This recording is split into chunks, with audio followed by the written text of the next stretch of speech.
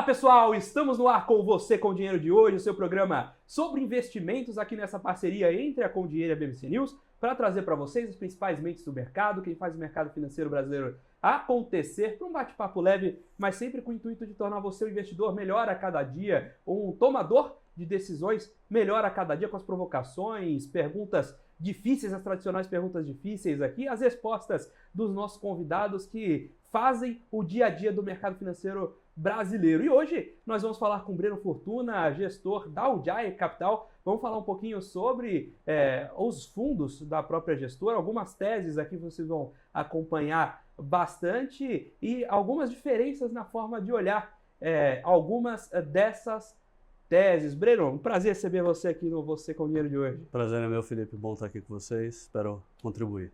Eu vou começar do começo. Eu faço muito essa pergunta para gestor de ações, mas hoje isso tá ficando mais forte ainda para multimercados, né? A gente vê muito do mercado nessa última super quarta não, mas nos últimos 2 anos o mercado se movimentava com a sobrancelha do Powell, né? Então vai subir a taxa de juros americanos porque a sobrancelha do Powell subiu 3 milímetros. Sim. Então aí mexe bolsa, mexe câmbio, mexe curva de juros. E a gente viveu uma onda de mercados ultra concentrados em alguns dias que eram anúncios de indicadores macro. Basicamente a gente viu uma indústria de multimercados no Brasil altamente correlacionada, que muitas vezes colocava a carteira, a sobreposição da carteira era gigantesca. Sim. E se não fosse gigantesca nos ativos, era no fator de risco, porque estava todo mundo comprando ou vendendo esses pontos de juros. E nessa vida, de coisas muito parecidas, a pergunta que eu vou te fazer agora, que eu geralmente faço para gestor de ações, mas nesse caso se aplica, gestão de fundos tem mais cara de top-down ou bottom-up? Para a gente é mais bottom-up. Normalmente gestores de ações vão mais nessa linha também. A gente, apesar de ser um multimercado, a gente olha muito situações específicas, muito na microeconomia. Então, no mundo das empresas, dos agentes econômicos, nesses comportamentos de transferências de riscos. Então, para mim, eu tento estar, como a gente chama, macro-aware, de entender o que está rolando, mas minhas apostas, meus investimentos, eles não são feitos com base no que eu acho que vai acontecer com o dólar, com juros, ou etc. Então, eu prefiro ter uma visão mais bottom-up, fundamentalista, do que 100% top-down. O que é uma situação micro que influencia na empresa? Vamos dar um pouquinho de cor aí. Em que tipo de movimento vocês costumam olhar a tese? Sim, pode ser várias coisas. Desde uma companhia num processo de reorganização corporativa, de uma recuperação judicial, porque isso gera complexidades, isso gera, dentre os agentes de mercado que têm ativos daquela companhia, seja de ações, né, do equity, seja da dívida, do crédito, gera necessidades de transferência de riscos. Então, esse tipo de coisa, normalmente, com mais complexo ela for, é onde a gente navega bem. Porque a gente consegue trazer uma visão generalista, não só do time da gestora, mas da nossa experiência, de ter trabalhado com crédito, ter trabalhado com companhias, ter empreendido dentro do mercado, para ver isso de outra maneira.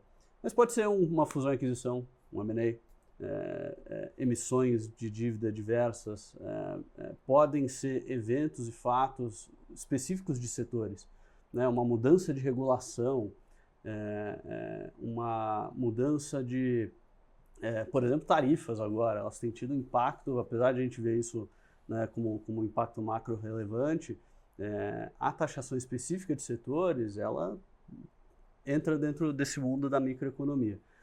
Então, o que a gente tenta ver é mais sobre como os agentes tomam decisão frente a eventos do que a gente tentar pensar, por conta das tarifas vai acontecer com que o dólar vai, né, para certo lado e agora a Alemanha está mudando o regime fiscal deles, isso vai fazer com que as variáveis andem em tal direção. Prever variável para a gente é muito difícil. A gente tenta muito mais reagir ao que a gente vê que são teses específicas, eventos específicos que a gente pode ter uma leitura mais clara sobre os impactos em companhias, principalmente. alterou uma tarifa de aço produzido no México. Então você vai olhar as empresas que têm planta no México e mensurar aquele impacto, ver se tem espaço para uma subprecificação. Então, sei lá, a empresa foi muito machucada no mercado e você consegue comprar o ajuste, ou se, pelo contrário, ninguém está olhando isso e você fica vendido na situação. Você vai olhar essas sinalizações que eventualmente tem esse impacto macro, mas não do ponto de vista macro, e sim como ele está alterando o dia a dia das empresas por fora. Isso, exatamente. Nesse caso específico, a gente tem uma posição pequena, mas num call spread de SLC, né, ação da empresa do Estado. E foi muito com a cabeça de que uma onda de tarifas, principalmente vindo retaliação de China e Estados Unidos, podia ter impacto na empresa. Vamos ver como vai ser o mercado hoje. Ele ainda não abriu, né? Quarta-feira de cinzas, mas teve ontem uma tarifa retaliatória da China com os Estados Unidos frente ao óleo de soja e algumas outras partes do mundo agrícola, algodão. Eu espero que isso impacte eles positivamente. Mas é o tipo de coisa que a gente vai olhar. A gente gosta mais quando tem mais complexidade até do que isso. Gosto muito de eventos de crédito, RJ, etc., ou fusões e aquisições, que é onde eu naveguei muito bem.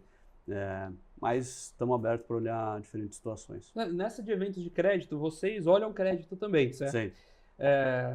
Como se cria espaço para operar? Porque o evento de crédito, você pega um RJ, tem um trabalho de recuperação desse crédito.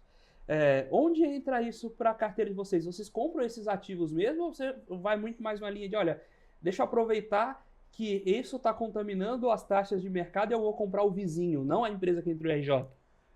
Pode ser dos vários. Hoje, pelo mandato, a gente evita entrar em ativos de duration muito longa. Então, por exemplo, se for comprar um crédito podre, né, vamos dizer assim, dentro do contexto de uma RJ, querendo influenciar aquilo de alguma maneira, está fora do mandato que a gente quer dar de liquidez que a gente quer oferecer para os cotistas, né? Isso dentro do fundo que eu toco.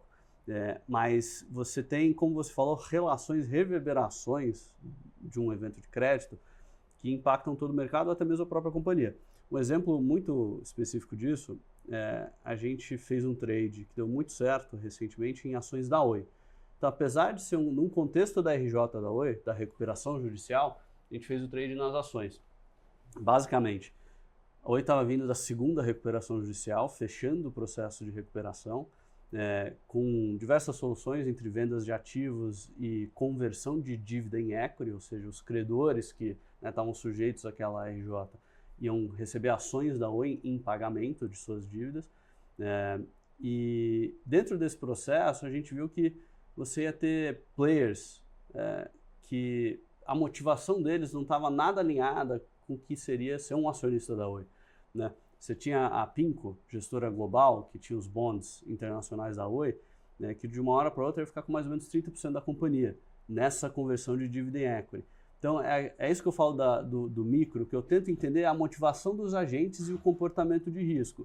Nesse caso, o cara da PIMCO vai olhar, pô, tem uma posição de 200 milhões de reais, uma ação merda no Brasil, eu sou uma gestora, sei lá, mais de 2 trilhões de dólares. Só que essa merda, né, eu estava aqui por causa do crédito, não por causa da ação. Então, prevendo que teria esse comportamento, que ele pode vir, nesse caso da RJ, por uma questão de motivações, mas pode ser às vezes por restrições de mandato, pode ter várias coisas que fazem isso acontecer. Uma semana antes da finalização disso, a gente entrou short nas ações da Oi, e ela caiu 80% em uma semana. Justamente porque a gente previa que ia ter, na resolução da RJ, um monte de gente querendo vender aquilo que não queria ter nada a ver com a companhia. Tomou aquilo porque obrigaram eles a tomar aquilo numa resolução de RJ. Então, esse tipo de evento, de maior complexidade, a gente gosta de explorar. Você tem o caso justamente da PIMCO, muitas vezes um fundo global de crédito tem uma posição dessa, ele simplesmente não pode ter ações. Então, você é forçado a vender. A gente tem aquelas estratégias de operar mudança de peso do Ibovespa. Sim. Então, quando alguém vai entrar e sair do índice, você se posiciona antes para aproveitar a força de quem é obrigado a comprar ou obrigado a vender. Imagina numa ordem de grandeza dessa em relação ao free float da empresa, né? Então, aí você vai pegando esses softs. Então, você tem Você falou sobre liquidez, né? Então, você pegar uma posição muito longa, dificilmente vai acontecer. Mas pelas histórias que você está contando aqui, muitas vezes são movimentos de realização relativamente curta. Você tem digamos, esse giro de portfólio mais alto? Como é que é essa gestão dos ativos que permanecem na carteira? Sim, o giro, as posições são bastante táticas, a gente tenta diferenciar entre o que são posições de carrego, e dentro do carrego são teses muito específicas de crédito que a gente vai carregar, e a gente pode entrar no detalhe disso. Mais ou menos 40% do fundo vai rodar nesse carrego bem específico que eu falei, os outros 60% entre caixa e posições bastante táticas, seja em ações, seja em crédito, e também nos derivativos relacionados a ações e créditos. Assim que a gente vai gerir. Mas o giro é rápido. Tem posição que às vezes demora alguns meses. Tem posição que eu estou carregando, talvez as mais longas hoje no fundo, tem 3, 4 meses. São posições em arbitragem de M&A, relacionadas às companhias que hoje têm processo de consolidação. Você tem a Santos Brasil, ClearSale, Wilson Sons, todas essas são processos um pouco mais longos, que a gente gosta para carregar, porque a gente consegue ter uma visão diferenciada sobre os riscos daquele M&A, o timeline, quanto tempo ele vai demorar, né? Porque a partir desse momento a ação, por mais que seja um equity, ela vira um CDI+, né? Até a finalização do deal. Essas são as mais longas, outras acabam sendo mais pontuais. Nesse caso, vocês levam quanto tempo? Porque muitas vezes o M&A leva anos até concretizar as sinergias, né? Na verdade, esses casos, a gente tenta olhar menos a uma questão de sinergia. Mais a formalização ao mercado. Exatamente. O caso da ClearSale, por exemplo, a gente montou uma posição logo após o anúncio da transação, né? E o que a gente tenta ver beleza, essa transação foi anunciada. Tem chance de ela de fato sair? Quais são os riscos para ela não sair? Tem uma questão de CAD, antitrust, que pode ser relevante. Tem uma questão de aprovação, acionistas relevantes que podem de alguma maneira travar isso. Porque o que você cria na situação é que você tem um preço de tela, você tem um preço que o acordo foi feito. No caso da ClearSale, se não me engano, é 10,53, se eu não me engano. Então, entre o preço de tela, que estava 9 e pouco pós o anúncio, até esse 10,53, você tinha um spread ali de 20 e poucos por cento, que reflete o quê? O risco que o mercado vê para essa transação não ocorrer e o carrego, o CDI. Né? Você junta essencialmente essas duas coisas. Tem alguns riscos de cauda também, mas são exatamente essas três coisas. Então, precificando isso, ela vira quase que um bond de curto prazo. Que eu compro hoje, eu sei que eu vou ter 20% de retorno, 25% de retorno, só que eu tenho que entender se eu recebo isso em abril de 2025, em dezembro de 2024 ou em dezembro de 2025, porque isso muda completamente a minha taxa de retorno. Maravilha, estamos batendo esse papo com o Breno Fortuna, gestor da UDI Capital, falando sobre posições táticas, sobre como olhar um fundo multimercado sem cair naquelas grandes ondas macro, deixando de lado o analista de sobrancelhas do Powell e olhando aí como movimentos microeconômicos impactam determinadas empresas e como você pode participar, fazer uma gestão de um fundo multimercado com aquela carinha realmente de hedge fund, com o uso de posições táticas aqui, sempre cumprindo a missão do Você com Dinheiro de trazer essas ideias diferentes, essas provocações para o nosso telespectador. Agora nós vamos para um breve intervalo, daqui a pouquinho estamos de volta com o segundo bloco do Você com Dinheiro de hoje. Olá pessoal, estamos de volta aqui para o segundo bloco do Você com Dinheiro de hoje, batendo papo com o Breno Fortuna, gestor da UDI Capital, falando sobre algumas estratégias de investimento, falando sobre o uso de posicionamento tático para compor a estratégia macro e, naturalmente, como a gente pode usar a estrutura de um multimercado com essa carinha de hedge fund, justamente para pegar essas pequenas oscilações e não só viver daquela onda macro, né, até para ter composições que se desvinculem um pouco disso, né, e componham a sua carteira de maneira descorrelacionada. E um ponto, você comentou que vocês olham bastante para RJ. E crédito tem sido um grande dreno de recursos no Brasil. Nos primeiros meses desse ano, isso mudou um pouco. A gente viu um pouco de freio na captação de crédito privado, mas em 2024 foi a grande força motora de fundos para crédito privado. Tinha gestora que o nome da gestora era em homenagem ao mercado de ações, e virou gestora de crédito, né? Sim. Todo mundo foi para crédito. com os benefícios e malefícios disso, porque eu acho que também tem muita gente que acaba entrando num mundo que não conhece, o que é um problema. Agora, para capturar essas oportunidades, como você, em ações, né, você tem essa história da desproporcionalidade de upside versus downside. Né? Que a Betina, de forma infeliz lá... Desculpa, Betina, falar de seu nome. Eu nem pensei nisso e acabei soltando o nome. Desculpa. Mas não é por mal, mas é que teve aquela colocação não muito grata de falar, perder no máximo 100%. Você pode perder no máximo 100%. A gente virou meme, mas a gente sabe o que isso quer dizer, que na prática se você monta um portfólio de 10 posições e 9 perdem 100%, mais um sobe 1.000, essa subida de 1.000 compensa a perda dos demais. Que no crédito a dinâmica é diferente. Sim. Perder um crédito significa muito que você perde o principal enquanto você se alimenta de juros. Como é que é capturar posições táticas em crédito? Sim. É um ótimo ponto. Assim. Eu particularmente, eu não gosto da classe de ativo crédito privado como geralmente se coloca. Vou tomar ali uma debênture da Cosan, Localiza, a CDI mais 1,5 ou o que seja. Eu acho que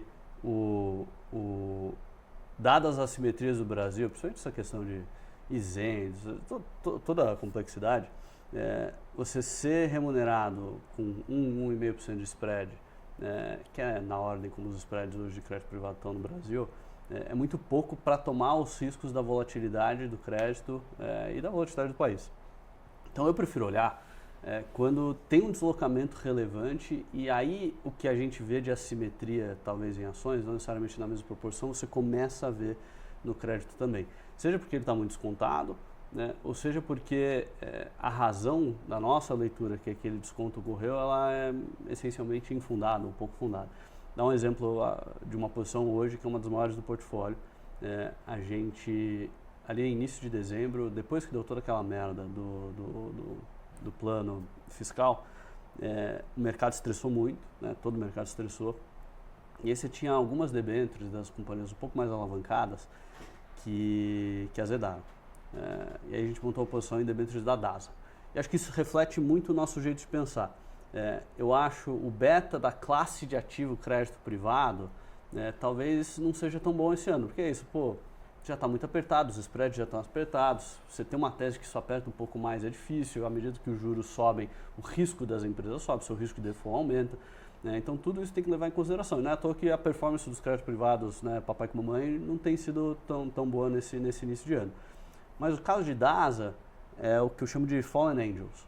Então, você tinha uma companhia que está alavancada, tá 3 vezes alavancada, num setor que sofreu muito. No pós-pandemia, o setor de saúde teve diversas dificuldades. As fontes pagadoras, os planos de saúde, seguraram o dinheiro de todo mundo. Você vê o capital de giro de todas as companhias explodindo, todo mundo tendo que se financiar de vários jeitos, as ações caindo, mas não só isso, os créditos também se deteriorando. E você pega um cenário que vinha de recuperação, e aí a DASA, os papéis dela, um consenso high yield, estava ali CDI mais 3, CDI mais 4, depois de ter vindo de uma recuperaçãozinha. Ali em dezembro abriu, bateu o CDI mais 9, alguns dos papéis, dos mais longos aos mais curtos. Então a gente olha essa situação e fala, por que isso ocorreu? Eventualmente teve uma mudança, um evento de crédito ali, um rating que possa mudar a questão de mandato. Pode ser porque, como os fundos de crédito privado começaram a perder dinheiro, começa a vir uma onda de resgates. Isso faz com que o gestor tenha que escolher onde eu vou manter minhas posições. Meu mandato é high grade. Quando eu comprei essa debênture da DASA era um papel high grade, hoje já não é mais. Então, só que esse negócio. A gente tenta entender para formar uma tese, mas a gente vê uma companhia de DASA, CDI mais 9, com uma família que vale não sei quantos bilhões, uma das famílias mais ricas do Brasil, controlando 85% daquele negócio. Talvez não dá para falar que uma família rica funciona, casos americanos, Muita gente do crédito perdeu dinheiro ali, mas acho que foi outros 500 do que ocorreu. A gente tem uma família aqui extremamente comprometida com o negócio. Quando a gente vê essa oportunidade, a gente entra. Então eu fico de longe olhando e quando tem uma oportunidade eu vou lá e pego. E foi o caso, a gente montou uma posição de quase 10% do fundo em debêntures da DASA, a mais ou menos CDI mais 8,5%. né? Hoje esse papel já está precificado a 4,5, 5, ou seja, tem uma baita compressão. Então, ser tático, você precisa estar aberto a montar posição em diferentes instrumentos, às vezes instrumentos, né, que são um pouco mais difíceis de entender, mas está pronto para agir quando a oportunidade surge, porque ela ficou 1 mês e pouco só aberta, essa oportunidade, logo depois ela fechou. Mas e aí vocês já saem da posição? A gente ainda está carregando, nesse caso específico... Você acha que dá para fechar mais um pouquinho? Acho que dá para fechar mais um pouquinho, mas assim... Mas a ideia é vender quando fechar, não quando é... Quando bater ali seus 4, provavelmente eu vou embora. Agora, no caso de Americanas, eu acho que é legal de comentar. Quem tiver muito medo de uma nova Americanas, tem que lembrar de uma coisa. Os auditores não... Ah, mas poxa, o auditor não viu, estava comprado, estava vendido... Os auditores independentes que foram contratados depois da fraude, que foi declarado como fraude, tento fazer esse parênteses para dizer que sou eu que estou dizendo que é fraude ou não, mas ficaram 9 meses em cima dos demonstrativos. E se você olha como saiu o documento oficial, eles colocaram 20 bi de fraude no ano que foi descoberto e 28 no ano anterior, 48 no ano anterior, enfim, 28 no ano anteriores. Por quê? Porque não dava para descobrir onde estava. Ou seja, a probabilidade de a gente achar alguém fazer uma fraude tão bem feita de novo, não deveria nem Você tem que fazer gestão de crédito e fazer gestão de crédito, mas não dá para achar...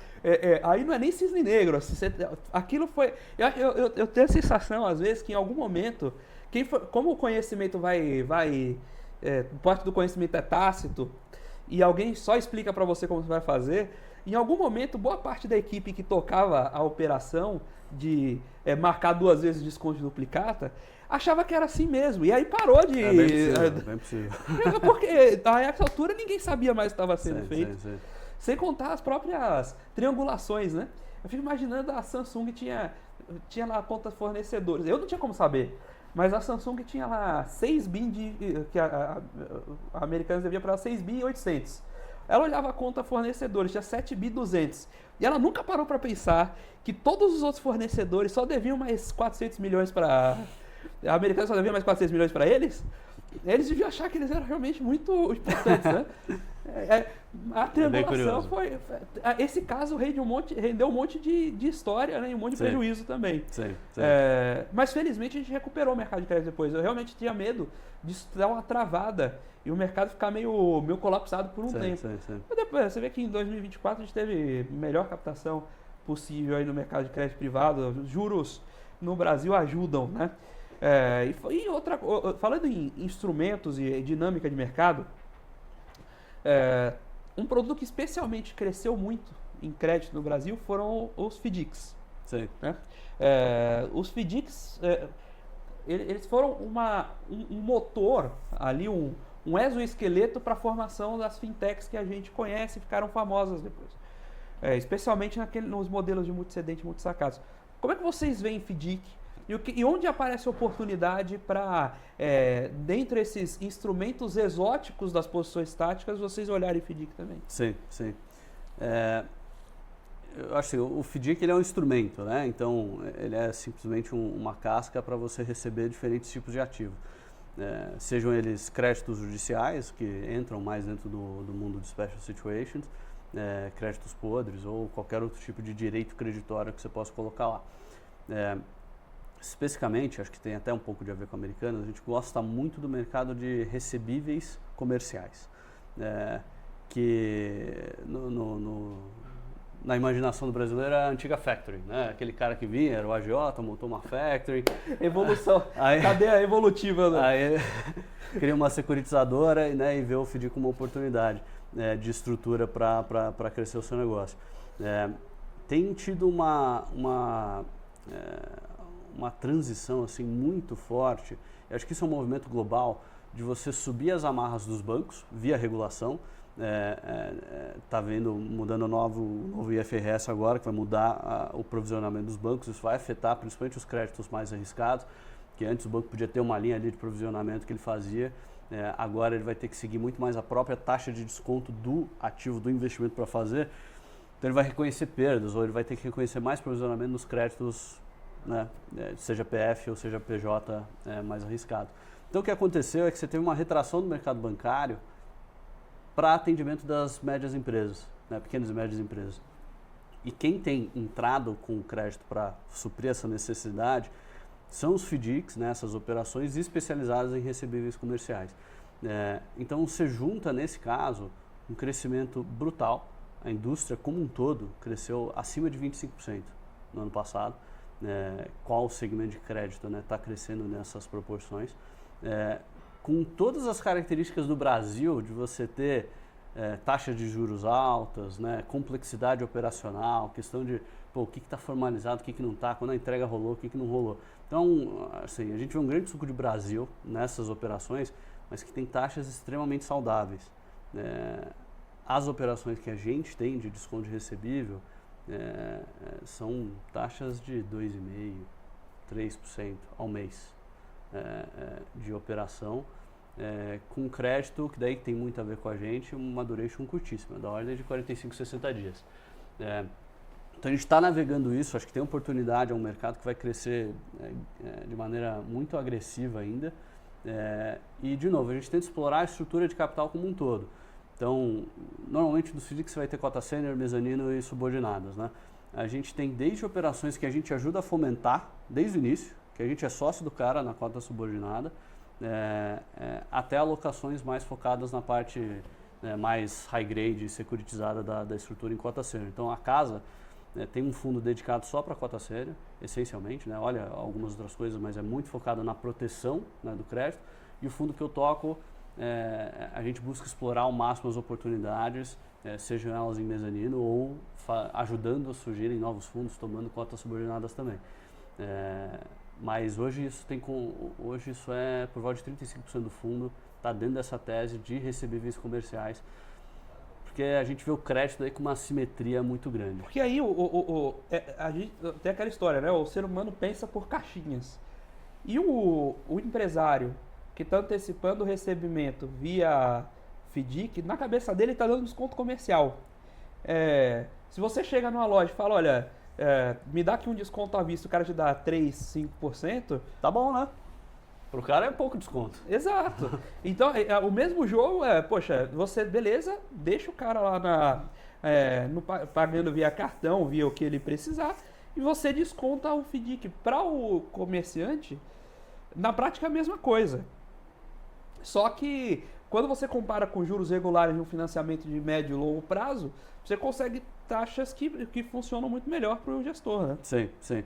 A gente acaba focando muito em operações focadas em indústria, né? Então, é aquilo, mercadoria entregue, você vai receber daqui a 45, 60 dias, então você desconta esse título com algum FDIC, que é essencialmente o tipo de operação que a gente vai olhar.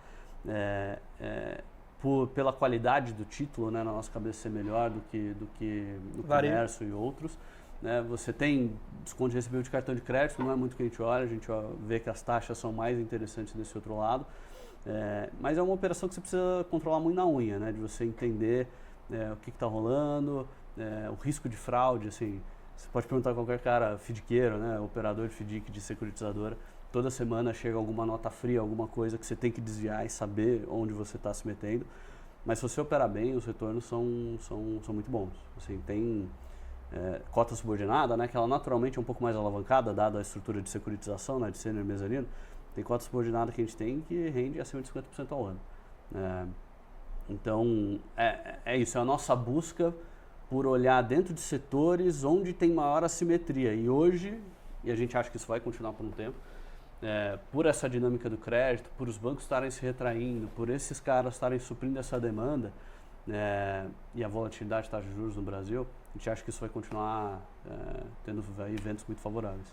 Estamos batendo esse papo com Breno Fortuna, gestor da Ujai Capital, falando sobre algumas oportunidades de gestão tática para o fundo multimercado, aproveitando a expertise dele com a gestão do fundo da Ujai e olhando também para oportunidades de crédito, como enxergar crédito de uma maneira diferente, que não só o carrego, né? Não só a posição passiva, a gestão passiva desse crédito privado, mas onde encontrar também as oportunidades para, assim como nós falamos no primeiro bloco, montar posições táticas complementares que performem a sua carteira, bastante giro, sem dúvida, mas justamente a captura dessas oportunidades. Agora nós vamos para um breve intervalo. Daqui a pouquinho estamos de volta com o terceiro bloco do Você com Dinheiro de hoje. Olá pessoal, estamos de volta aqui para o terceiro bloco do Você com Dinheiro de hoje, batendo papo com o Breno Fortuna, gestor da Audjai Capital, falando sobre algumas opções, oportunidades pontuais, como fazer uma gestão tática para o fundo multimercado, descorrelacionar um pouco daquelas ondas macro que eventualmente a gente vê nas estruturas de multimercados macros, que são os grandes flagships no Brasil, inclusive como usar crédito nessas operações, né? A gente conversou no segundo bloco um pouquinho sobre comprar créditos que tiveram descontos maiores, falamos também sobre o uso de FDICs, né? Essa antecipação de alguns recebíveis. E nesse caso, a gente tinha comentado sobre RJ lá com ações no caso da Oi. Mas tem oportunidade de empresas que vão para RJ também no crédito? Tem. A gente fez uma posição recentemente em Light, no crédito, né, nas debêntures da Light. E a Light é um caso interessantíssimo, assim, porque é uma companhia que está alavancada, estava bastante alavancada há anos. Ela tinha um problema desde quando a CEMIG era acionista de referência ali. E eu cheguei a trabalhar numa assessoria no banco que eu trabalhava antes, no grupo CEMIG. A gente olhou diversas posições deles e já via que a Light tinha problemas ali no crédito. Só que daí você tem o que eu falo que é essas diferentes motivações e de onde vem mandatos, né, dentro do mercado e como isso gera assimetrias de preço.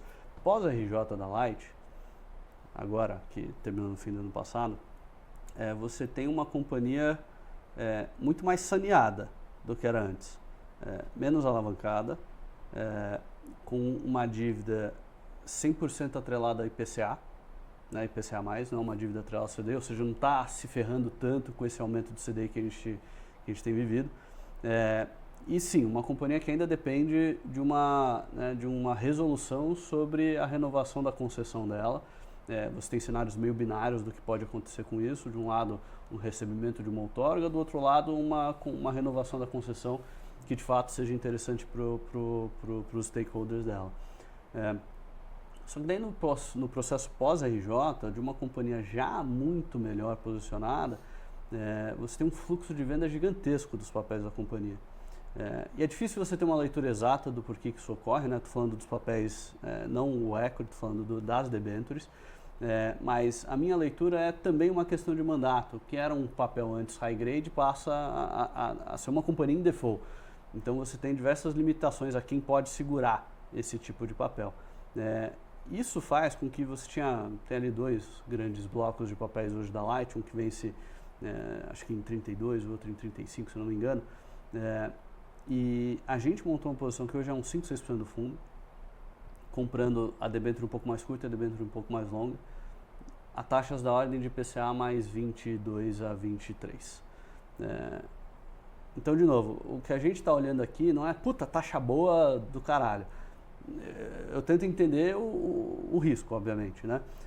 Mas uma companhia saneada nesse tipo de taxa dá uma assimetria muito interessante para você segurar esse crédito. E principalmente por ser um papel muito longo, né, você tem a questão da convexidade. Ou seja, você pode de fato ganhar mais do que 100% no papel de dívida se você monta posições nesses preços.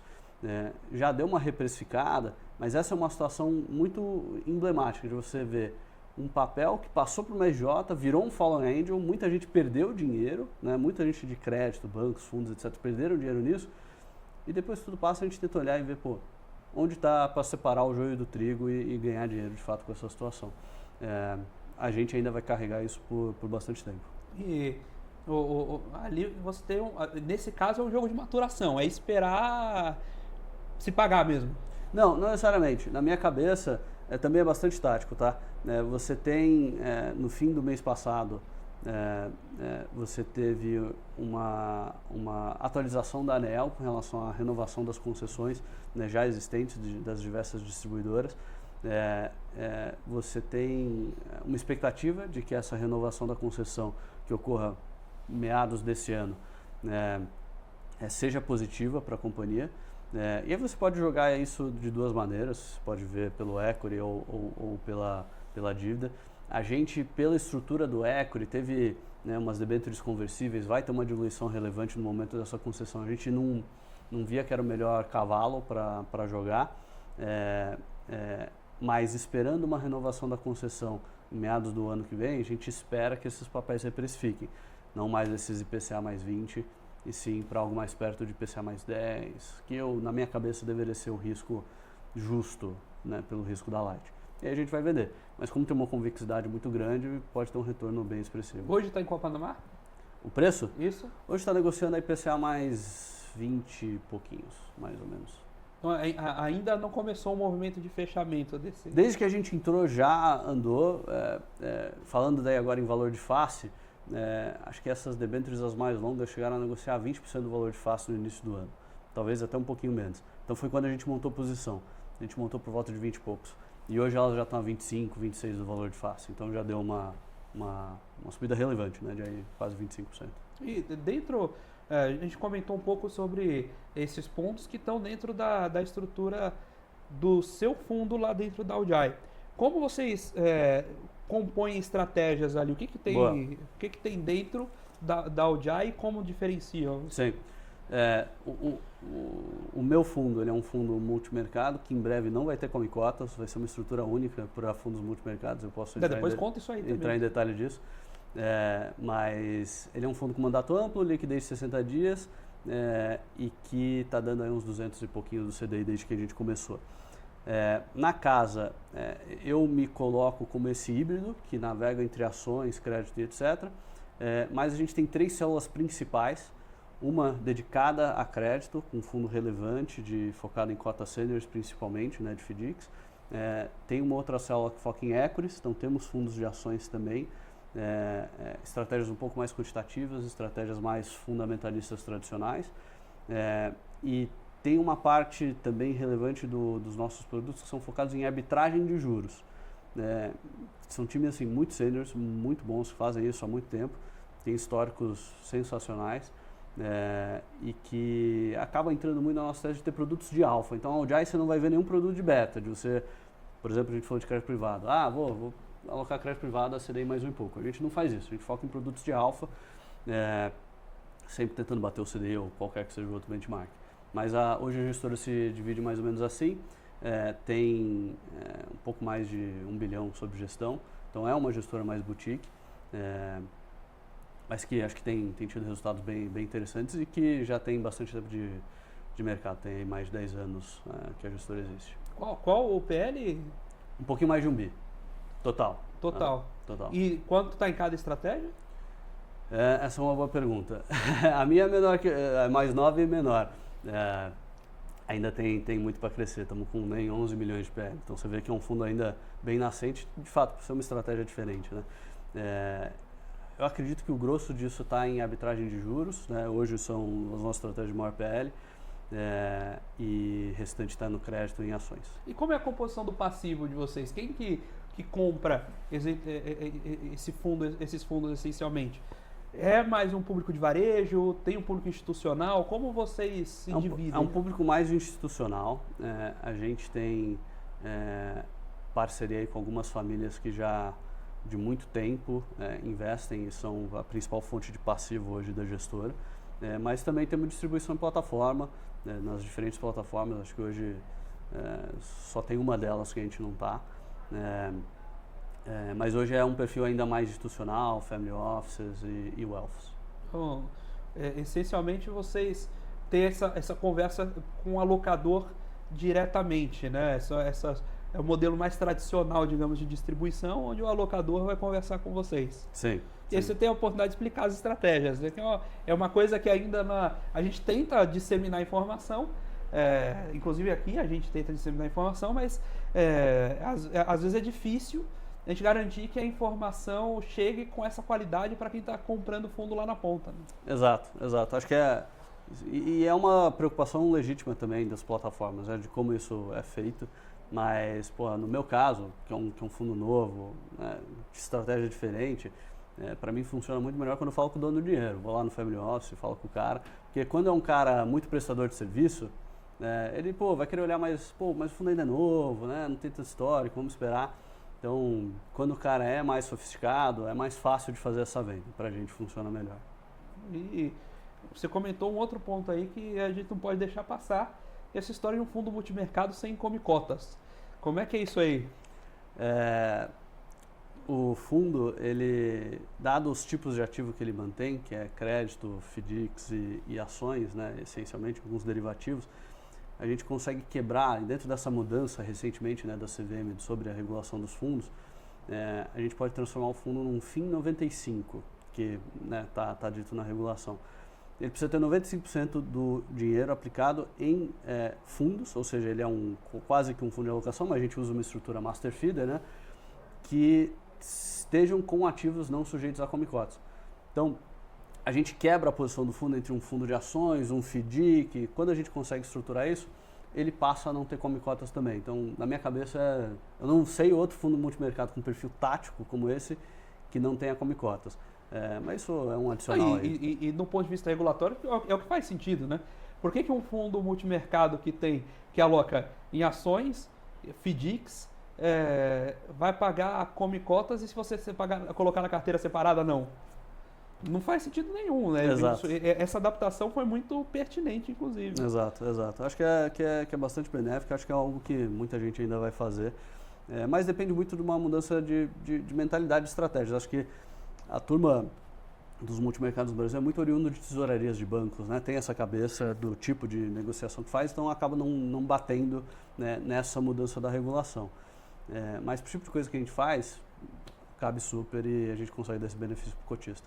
Maravilha, estamos batendo esse papo com o Breno Fortuna, gestor da Aujai Capital, falando sobre as estratégias de alocações táticas para o fundo multimercado, variando um pouquinho daquela visão macro, né, gestão multimercado macro, olhando só para taxa de juros, PIB e desemprego, olhando ali o micro das economias, onde pequenos ajustes de mercado impactam as companhias e tem um espaço ali para gestão de alfa, como o Breno falou, focar no alfa e não no beta, o que, feliz ou infelizmente, tem sido uma máxima de mercado nos últimos anos.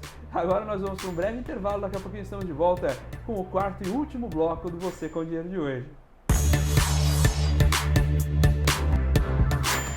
Olá pessoal, estamos de volta aqui para o quarto e último bloco do Você com Dinheiro de hoje, batendo papo com o Breno Fortuna, gestor da Aujai Capital, falando sobre algumas estratégias diferentes para tocar um fundo multimercado sem ficar aquela análise da sobrancelha do Powell, né? E um dos temas que a gente passou, que eu queria aprofundar um pouco, justamente na arbitragem de M&A.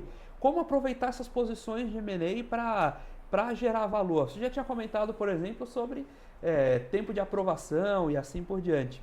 Onde mais a gente consegue capturar valor no M&A, você sendo uma gestora que está comprando ativos líquidos, né? Eu já penso o seguinte, já é difícil você capturar M&A em sinergia quando você está lá operando de perto. Imagina você olhar essa estrutura de mercado de longe. O que vocês olham e o que vocês fazem para capturar esse valor? Sim. Acho que assim, o primeiro ponto é que para mim pouco importa o que vão ser sinergias, né? Para mim... Esse já é um excelente começo. Mas acabou com minha aula de M&A, você entendeu? Mas é um excelente começo. Porque é muito mais relativo ao evento corporativo, né, da fusão, né, ou aquisição das empresas. Então, como eu estava falando, no momento que companhias listadas entram em processos de consolidação, você acaba tendo um preço de negociação, que aquele ativo roda na bolsa, e o preço que o negócio foi fechado quando aquele ativo está sendo comprado, né? É racional que o mercado dê prêmio de risco a essa ação, porque essencialmente a composição do preço hoje ela deveria ser um desconto sobre a taxa livre de risco, no nosso caso CDI, mais os riscos relativos a essa transação efetivamente fechar. E ainda custos de transação, né? Eventualmente seria a precificação pro ativo. Então o nosso papel é tentar olhar essa linha dos riscos à transação e o risco de timing, né, de quando ela efetivamente vai fechar é um deles, para conseguir explorar e ganhar dinheiro. E aí é muito interessante, porque você cria uma posição que está em bolsa, mas é um beta baixíssimo. A posição ela passa a ter uma volatilidade muito baixa e a gente tenta efetivamente só extrair esse alfa do momento entre ser uma transação, um momento mais instável, talvez arriscado daquela transação, até o efetivo fechamento dela. E aí navegar dentro das complexidades também, acho que já deu para ver que isso é um tema. Então, um caso muito interessante que a gente fez recentemente foi a AES. A AES Brasil foi vendida para a Auren, né, antiga controladora ali da CESP, né, que mudou de nome, e foi uma transação que, se eu não me engano, foi anunciada em março do ano passado. E naquele momento foram proposto 3 opções de pagamento para o acionista da AES Brasil. Uma opção em caixa, uma opção em ações e uma meio do caminho, essencialmente isso. Então a gente olhou, fez a conta, essa opção de você receber em caixa, vale a pena, tá com carrego implícito, se tudo, se o deal fecha em tal período, tá com carrego implícito da ordem de 160% a 170% do CDI para a gente comprar a ação da AES Brasil e segurar e tomar o risco dessa transação efetivamente fechar. E de novo, questão de motivação. Quem que vende o papel? É um cara, normalmente um gestor de ações, que está comprado naquela tese, mas que para ele, a partir do momento que uma transação é anunciada, ele já capturou boa parte do upside. Então ele, ficar carregando a 160 do CDI não necessariamente é interessante versus segurar outras posições de longo prazo, que para ele sejam interessantes. Então a gente compra, acaba dando uma liquidez para o mercado nisso. E entre o anúncio da transação e o fechamento, foram acho que quase 9 meses, você teve uma queda muito significativa das ações da Auren. Então você tinha aquela opção em ações, que antes era praticamente pau a pau com a opção em cash, ela valia 40% menos. Então, obviamente, todo mundo ia escolher a opção em cash, exceto os acionistas de referência ali da AES, alguns optaram por receber ações da Auren, até a própria família ali, controladora da Auren tinha posição, então foi elas por elas, mas todo mundo foi para a opção em cash. Só tinha uma particularidade nesse contrato de M&A, que era os dias que você podia escolher as opções. Então você tinha, acho que era até 5 dias antes da ação parar de negociar, que você podia selecionar qual opção você queria. Todo mundo ia escolher a opção em cash. E quem não escolhesse ia, por default, para a opção 3, que era a opção em ações, que valia 40% menos. Então o que a gente percebeu? A gente estava posicionado por esse carrego de 160% do CDI que eu tinha falado, ficamos meses carregando a posição, escolhemos a opção em cash, que a gente ia receber, só que a gente percebeu, cara, se vai ter mais 3, 4, 5 dias que ela vai negociar, ela vai tender para o valor da terceira opção, que é o valor 40% mais baixo. Então o que a gente fez foi manter uma posição relevante do fundo, a gente estava com quase 20% do fundo nesse papel, e entendendo que ele ia cair, a gente no intraday shorteava o papel e recomprava no fim do dia, que a gente estava esperando, isso aqui vai tender para um preço 40% menor, porque é a lógica econômica, Quem comprar a partir de tal dia só pode receber um preço que vale X, que é 40% menos.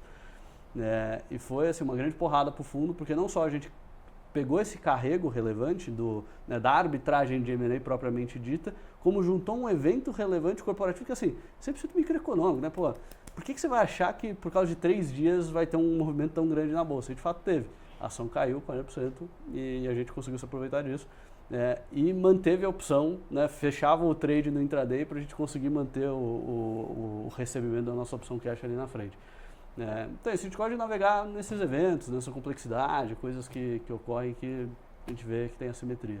Muito bacana, Breno. Eu queria começar aí agradecendo a sua participação no programa. Foi um prazer bater esse papo, entender um pouquinho mais essas estratégias, agradecer seu tempo também de dividir aqui conosco e deixar o espaço para você conversar com a nossa audiência. Quem quiser procurar a Aujai, os fundos da Aujai, como pode encontrar tanto a gestora quanto o Breno, como pode acessar vocês por quais canais, por quais distribuidoras alocar o fundo, enfim, o espaço é seu. Boa. Bom, a gente distribui em todas, exceto o XP, então você pode procurar a gente lá. Hoje, nosso maior passivo está no BTG, então é a maior plataforma que a gente tem. Pode acessar a gente pelo site, tem e-mail, canal do RI ali, pode me procurar no LinkedIn, Breno Fortuna, Você vai me achar, se quiser qualquer dúvida, mandar mensagem, trocar ideia, estou à disposição. É um prazer aí trocar com o mercado. E é isso, qualquer dúvida, estamos à disposição. Site, redes sociais, Instagram? Site é o jaicapital.com, Instagram, redes sociais, a gente não mexe muito. LinkedIn, você pode seguir a gente no LinkedIn, que a gente faz postagem e atualizações dos fundos, das lâminas lá.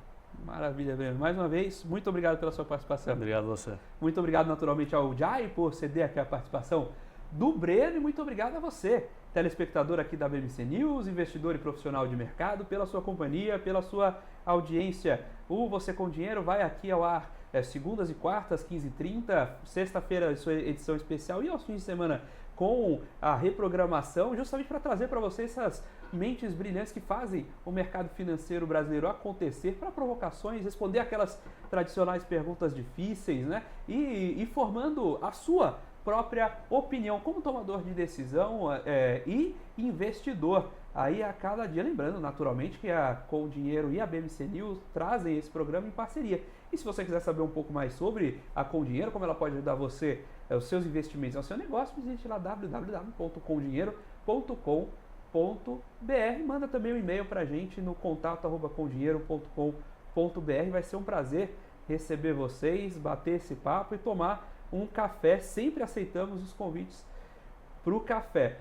Lembrando, antes que o pessoal puxe minha orelha, visite lá também o @você.comdinheiro no Instagram, @você.comdinheiro. Você vai acompanhar lá os conteúdos, os cortes. A gente tem mandado algumas enquetes, quizzes ali, um conteúdo diferente para você que já acompanha aqui o programa, não ficar de fora e não perder nada, inclusive as agendas aí, quem serão os participantes da semana. Agora sim, Você com Dinheiro de hoje vai ficando por aqui. Muito obrigado mais uma vez pela sua companhia e pela sua audiência e até a próxima.